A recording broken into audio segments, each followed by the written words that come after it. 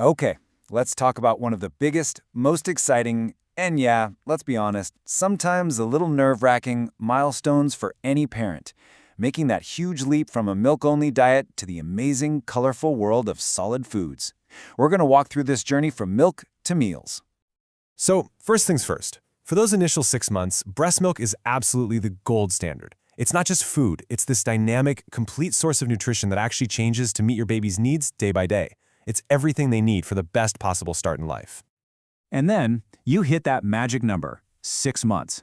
Now, this isn't just some random date on the calendar. It's a huge turning point. Your baby is getting bigger, way more active, and guess what? Their nutritional needs are about to get a major upgrade. Now, this change creates what experts call a growing nutritional gap. But before that phrase worries you, I want to be crystal clear. This is not a problem. It's not a deficiency. It's actually a sign of success. It means your baby is growing so well that they're basically graduating to the next level of nutrition. So what's really going on here?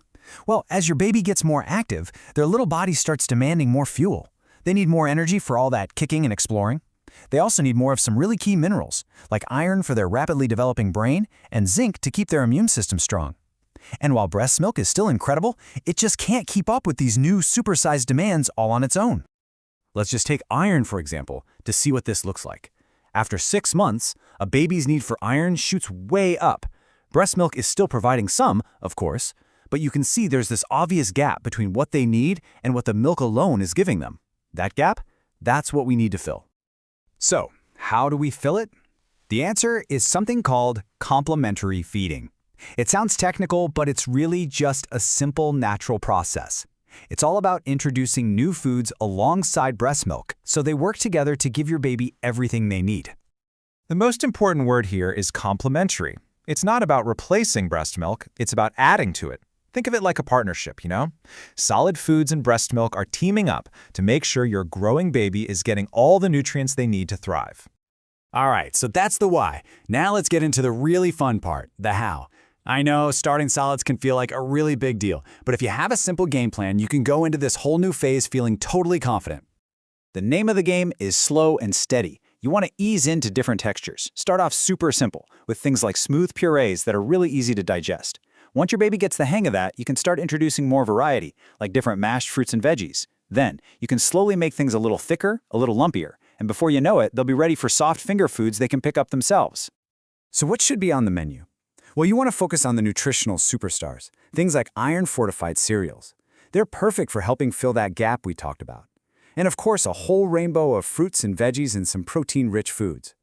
Just as important, though, is what to avoid in that first year. Honey is a big no-no because it can contain bacteria that are dangerous for a baby's new digestive system. And you also want to steer clear of anything with a lot of added salt or sugar.